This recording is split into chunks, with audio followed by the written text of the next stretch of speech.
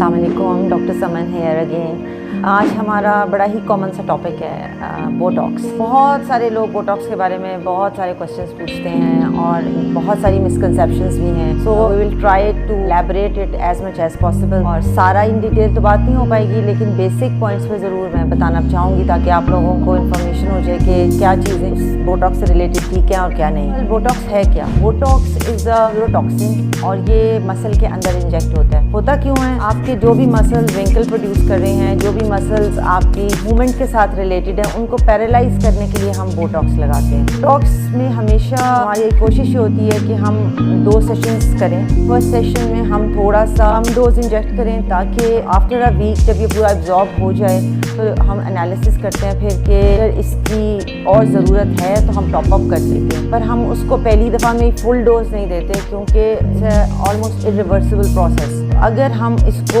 Permanently एक चीज़ को ख़राब कर देंगे, जैसे लाइक आईब्रो लिफ्ट, तो अगर गलत लिफ्टिंग हो गई और एक तरफ ज़्यादा एक तरफ कम तो हमारे लिए मुश्किल हो जाएगा उसको बाद में कंट्रोल करना। सेकेंडली, बोटॉक्स यूज़ कहाँ कहाँ हो सकता है? बोटॉक्स मोस्ट कॉमनली यूज़ होता है जी आपके क्रोज की यहाँ पे लाइंस बनती हैं, फिर आपके यहाँ पे लाइंस कुछ बनती हैं नोज़ के इस एरिया पे, इधर यूज़ होता है। फोरहेड लाइंस पे बहुत कॉमनली यूज़ होता है। आईब्रो लिफ्ट के लिए बहुत कॉमनली यूज़ होता है। आपके मैसेटर मसल है जिनकी बहुत ब्रॉड यहाँ से एरिया होता है फेस का, उसको थोड़ा स्लिमर करने के लिए बोटॉक्स यूज़ होता है। आपकी ड्रूपिंग ऑफ लिप्स को कंट्रोल करने के लिए बोटॉक्स यूज़ होता है। सबसे इम्पॉर्टेंट साइन ऑफ एजिंग होता है नेक। फेस को तो आप बहुत अच्छा ट्रीट कर लेते हो, लेकिन नेक पे हमेशा एजिंग बहुत प्रोमिनेंटली आती है, तो उस पर आपके मसल बैंड्स के अंदर बोटॉक्स इंजेक्ट होता है। That has a really good effect. तो ये सब कॉमन एरियाज़ हैं जहाँ हम बोटॉक्स इंजेक्ट करते हैं। अब बोटॉक्स को इंजेक्ट करने के बाद इसकी कुछ एहतियात भी होती है। इसकी एहतियात ये है कि मोस्ट कॉमनली हम पेशेंट को कहते हैं कि भाई आपने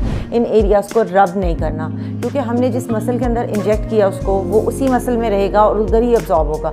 अगर रबिंग से उसको एक मसल से दूसरे मसल में ट्रांसफ़र हो जाता है तो उसकी इफेक्ट डिफरेंट हो सकता है।